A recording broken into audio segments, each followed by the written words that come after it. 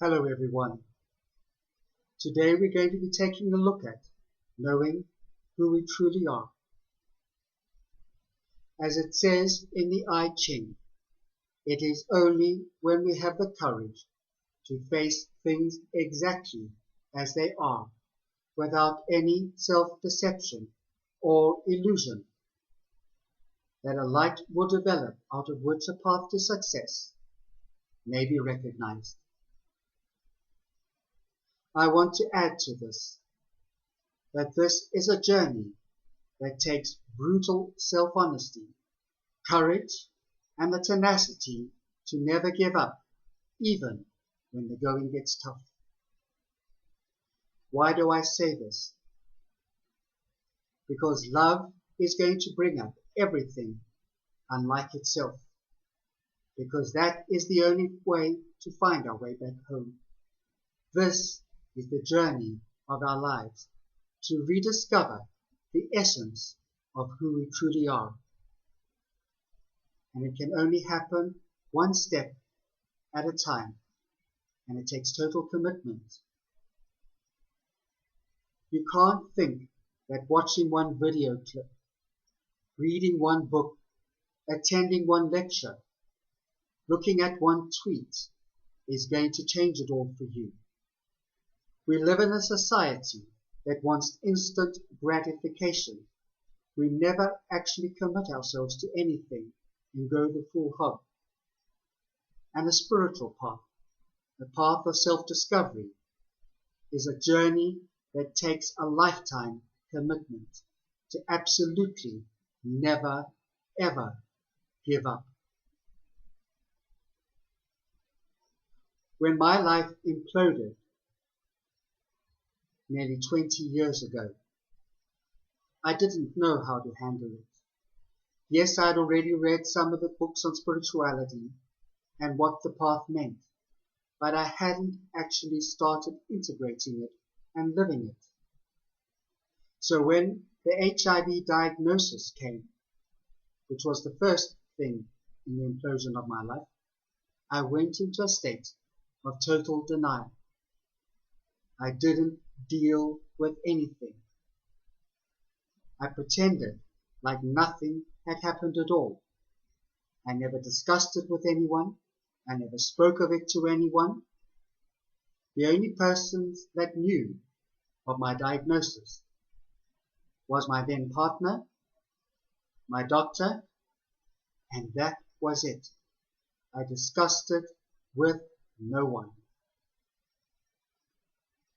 But when the other areas of my life began to fall apart also, my career, my relationship, my finances, all of it imploded. I realized that it was time to actually finally do something about what was going on in my life. I had come to realize, fortunately, having read many spiritual books already and attending talks about it, that the old path for me was clearly not working. Something in me awoke to the realization that there has to be another way. And so I began to start exploring this more deeply. I started doing other courses. I started going to coaching for myself because I had to find an answer. At first I also thought the old psychologist I was seeing wasn't working. Perhaps I needed to see somebody new. And so I chose a new psychologist. At the end of the first session, he said to me, "Andy, I feel like you're looking to me for answers." And I said, "No, but I need somebody who's going to do something more than just sit there and reflect back my feelings together." He then proceeded to tell me all the different types of psychologists, which I was totally aware of. And he was a psychologist based on humanitarian principles of Carl Rogers. And I said to him, "Yes, I clearly understand this. But I can go to Lifeline and get this for nothing." I had done the counseling course at Lifeline. I had been a Lifeline coach. But I now needed someone that was going to tell me or show me how to go within myself and use everything to forge a new path. The universe sends us everything we need exactly when we need it, and the universe had sent me a few earth angels to point me in the deeper direction. A then friend of mine came to point me in the direction of doing a course called Quest. Quest was really the beginning of me starting to question everything that I been taught to believe in. I've come to believe since then and know then that nothing that we get taught is true. We get taught to focus outside of ourselves. We get taught to look for everything we need outside of ourselves. And this simply isn't true. Everything we need, we already have, because our Creator placed it there. All the love, or the approval, or the appreciation that we go in search of exists within us already. The problem is that pretty much since the time we arrived on this planet, it is like a spell was cast over us. When we were little, when we were babies, we were totally in love with life itself. And then we started growing up. We started going to school. We started doing things that attracted attention. Perhaps you were skipping on the playground. And when you did it well, everyone around you started applauding. And so we started to focus outside of ourselves and lost the awareness of who we truly are. It is a path we have traveled deeply into, far into the darkness. And so the path back to light is a journey that takes total commitment, one step and one brick at a time. And that's what I had to do. I had to start building my life from the foundations up.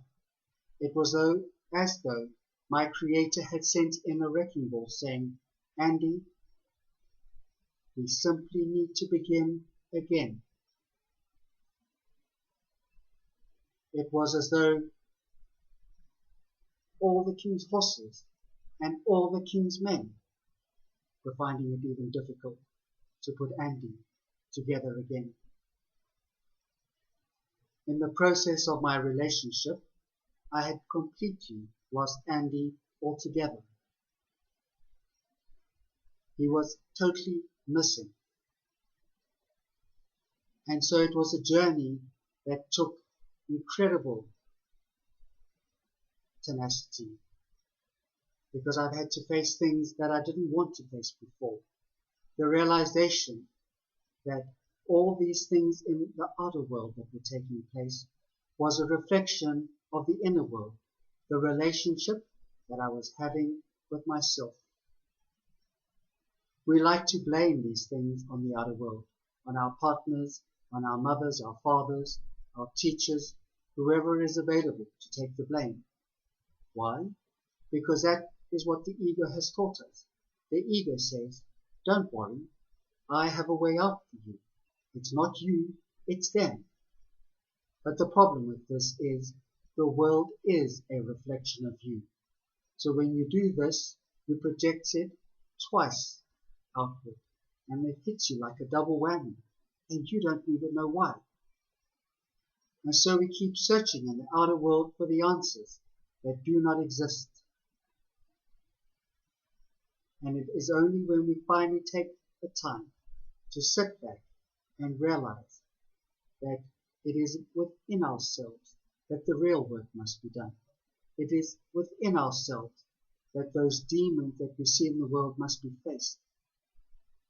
And that is why it takes courage, because you don't want to own the things that you think the world has done to you. Victim consciousness is so much easier when we can blame everyone and everything else for the problems going on in our lives. However, the challenge with this is that when you play victim, there is absolutely nothing you can do about your life. How can I? Because everybody else is the source of my suffering. the source of my problems, the source of everything that is wrong in my life. And so when I began doing all these courses, coaching and other things, I had to finally take a really good look at what was going on in my life. As I have said before, it is a journey that takes absolutely total commitment, because everything, absolutely everything will come up when you least expect it, so that you can grow and get to where you want to be. And where we want to be is returning to the essence of who we truly are. As it says in the Course in Miracles, we were created as a loving thought in the mind of God, and a thought cannot leave its source.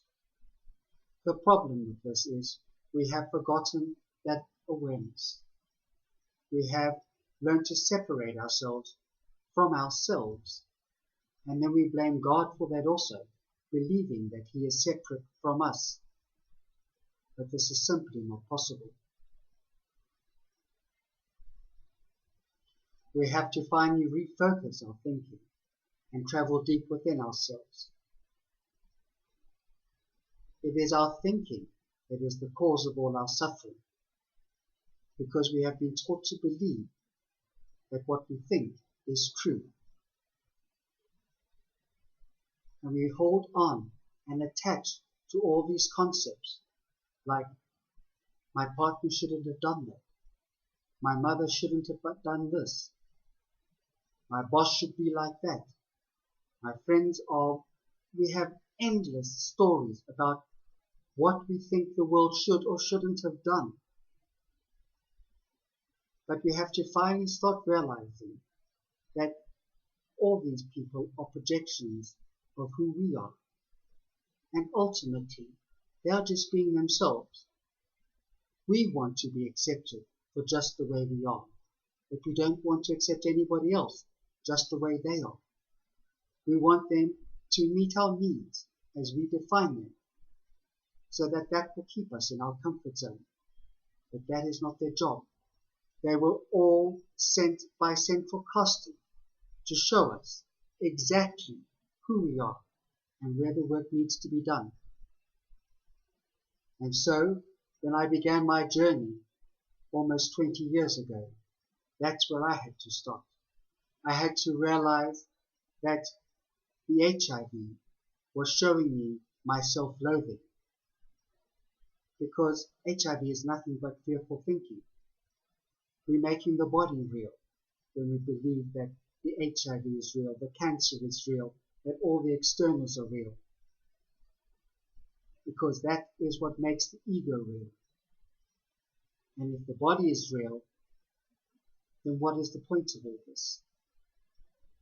We have to recognize that we are truly not a body. We are simply as God created us to be, eternally spirit. And that's why we go within. It is our minds that we need to work on, not the healing of the body.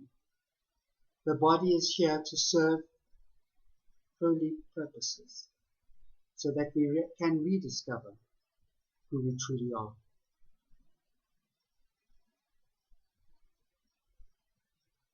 When we believe in illness, we are believing in something outside of ourselves, and it is our thinking that created this. It was very interesting when I was doing coaching about 5 years ago with one of Johannesburg's top coaches. She asked me a question right at the end. She said, you know, Andy, this is our last session, but I have to ask you this question. Why did you want the HIV? And my answer to her was simply this: because I thought it would keep my partner in my life. If we were the same, he wouldn't leave. And so I created it for myself. I also had to recognize then that the relationship from hell that I thought I was in was the relationship from hell that I was having with myself. This doesn't mean we need to condone the actions of others, but it does mean we need to take responsibility for our part in everything. It ultimately means this in spiritual terms, that everything we thought was going on wasn't really going on, and that is what forgiveness is all about. If we want to discover who we truly are, we have to atone for our errors and forgive others for theirs. The universe has a great cosmic computer that records everything, and our hate and our anger and our jealousy, all these unloving things, are stored there until we atone and forgive others. Love is always the answer, and if we want our lives to change, we need to learn to be love in everything we do. Miracle-mindedness is simply this. It is our fearful energy turned back into love. It is a shift in perception from fear to love. That when you can sit back and say, Father, I do not understand what is going on here, but I am willing to see it differently. That is how the life develops, that we can develop a path unlike anything we have known before. I've already said to you that forgiveness doesn't mean you necessarily condone the actions of others, but you pray for their peace and your happiness so that you can be at peace. And one of two things will happen when you do this. Either the relationship changes or you no longer care. Either way, you're at peace and you can move on with your life. You're no longer blaming, you're no longer judging, because love can only exist in the absence of judgment. And forgiveness and atonement is the only path we can use to discovering who we truly are. We want to blame the world for all of it, and we have to stop that blame game and take responsibility. We have to take all these spiritual principles we keep learning and integrate them in the way we live. We have to realize that all of life, all of it, the good, the bad, and the ugly, is unfolding exactly the way it is meant to. It is our judgment, however, that makes it bad or wrong. And so we start chasing things, the illusion of things, that I think this would be better for me. But when you find peace, you can live life exactly as it is. You stop projecting the way you think life should be onto the way life is happening. Then life can flow naturally. Because up until then, you are projecting onto life what you think should be happening. And you stop the process of life unfolding, the natural process. Poverty and wealth are not external things. They are internal. When you think anything is missing in your life, that is what creates the poverty. I don't have enough money. I don't have enough sunshine. I didn't get enough sleep. All of these things are poverty consciousness. It's about learning to recognize, however, that everything you have in this moment is everything you want, and working with the mind. Because as mind changes, so will your world, because your world is a reflection of your mind. It is your thoughts, it is your thinking that create your reality. Reality doesn't begin out there.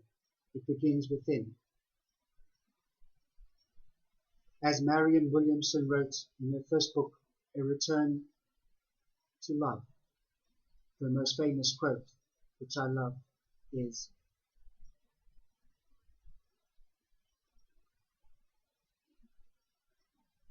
It is our deepest fear is not that we are inadequate. Our deepest fear is that we are powerful beyond measure.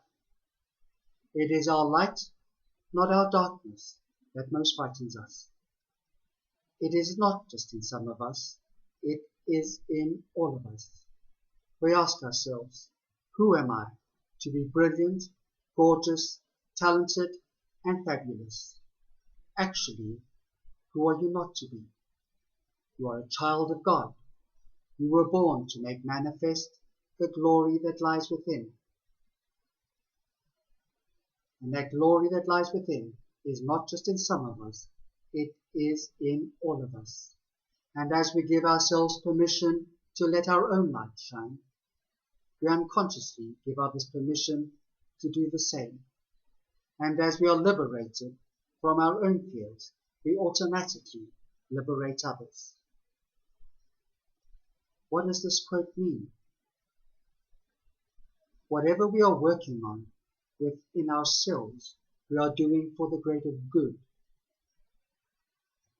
Because there is no self and there is no other. There's only one of us here. There is no place where you stop and I stopped. That is the spiritual reality. We think we're separate because we have separate bodies. But we only have separate bodies, or the illusion of a separate body, to carry us through this earthly experience. Our bodies are there and are just a tool like money and all these other things, so that we can learn and grow to love deeply and discover the abundance and the fullness of life. When you can look at whatever's going on in your life, like for me, the HIV, I can't love God until I can love that part of myself also. Because if I can't love the HIV, I can't love God, because I'm deciding something is wrong.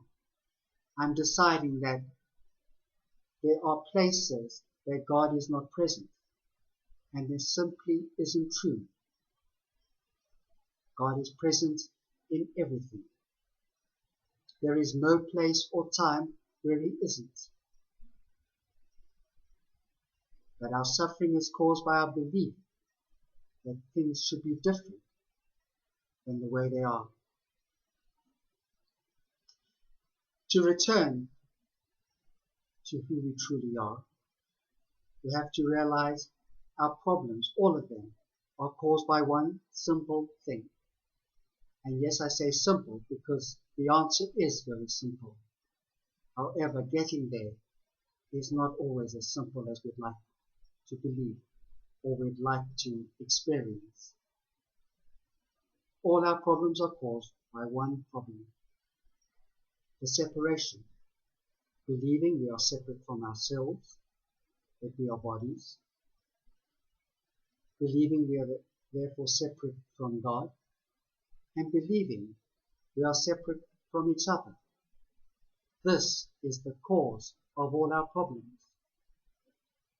When we can finally recognize that this is the problem, and forgiveness is the solution, we will start to make profound inroads into discovering and knowing who we truly are. But it takes a lifetime commitment to getting there, as I've said more than once in this video clip. We like to think that we can't do things, that we're not ready to do something.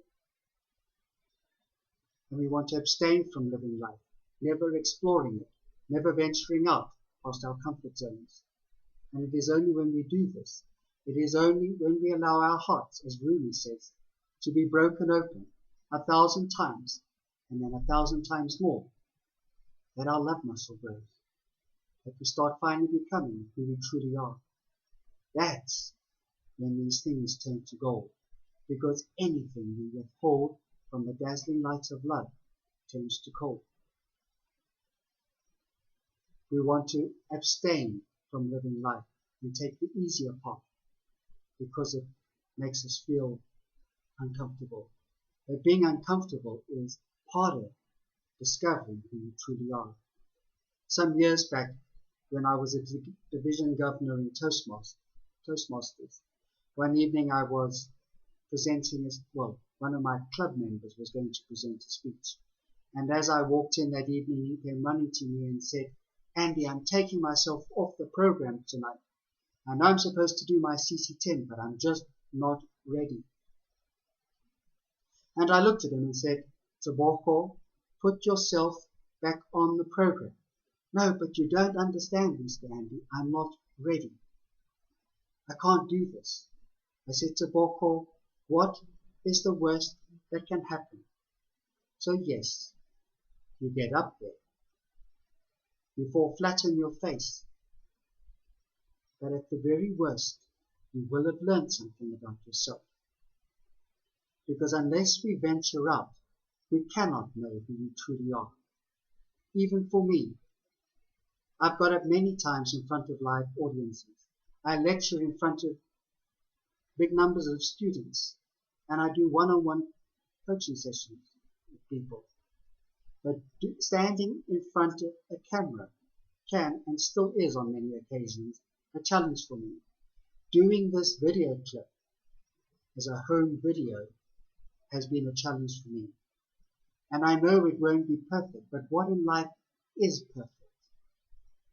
That is authentically me.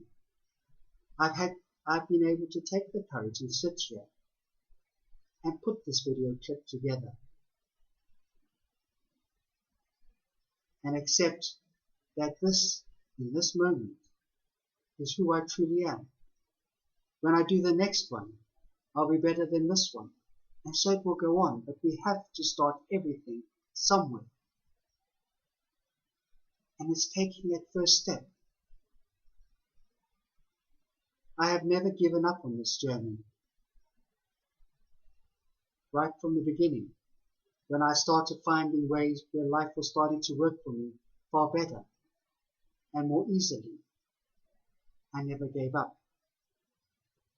But that didn't mean that I didn't need to continue.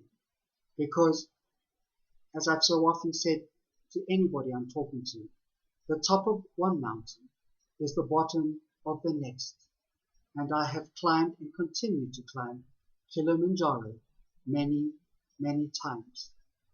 Because that is how we found our way home. That is the purpose of our lives. Becoming who we essentially are, which is pure love. I so often said to people, growing your love muscle is like going to Virgin Active and lifting the weights. You're not going to get the body by lifting the weight once. You're not going to get the body by just swiping your card at the gate. You have to actually do it consistently because it's cumulative, and so is the spiritual journey. You deepen, you grow, you strengthen, you find the courage to keep going no matter what, even when the challenges are beyond what you thought you could handle. And then you make it through, and you realize, yes, you can.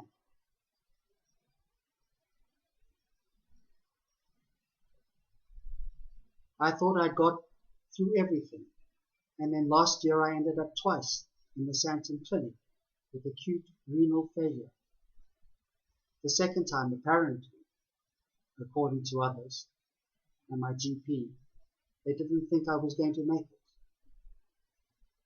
It was interesting, though, when they told me this, that I realized that I never had this thought for myself. I knew it was the next step on my journey. That made it somewhat easier, yes, but a challenge is still a challenge whilst you're working through it. And it is only when we get through these things that we find the courage to keep going, the courage to be a love warrior, to take us to the next level, to take us to the next step, to keep going, to keep moving forward. People often say, I just can't begin again. And the answer is simple. Then don't give up. Keep going. Keep going. Because that's the purpose of our journey through this life, and maybe others, probably others. Because the things we have learned here now are not simply from this lifetime experience in this body. Our soul has been here many times before. And as I said earlier, we have traveled deep and far into the darkness. So we are releasing lifetimes of negative concepts, of fearful thinking. But we all want it to happen overnight.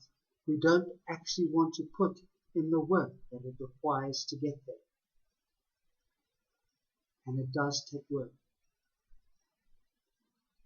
It does take courage.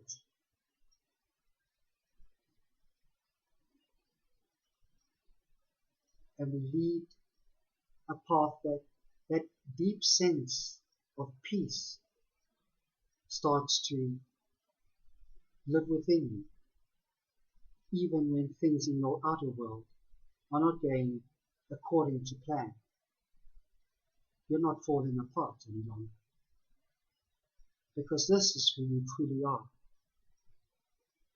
You are as God created you to be. And peace and life is an inside job. There is no world outside of you.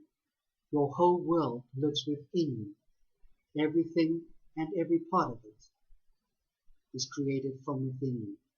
And when you start to change the inner world, little by little, one step at a time, you start to notice that your outer world is also beginning to change. Remember this, the nature of life is to grow. And we are part of nature. The only difference between us and the rest of nature is this. As human beings, we were given free will. We can say no. The rest of nature can't. An embryo gets no choice. It must become a baby.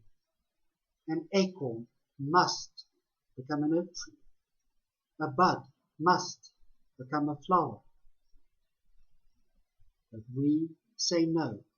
We say no to life, and that limits us discovering who we truly are. And that's what this journey is all about.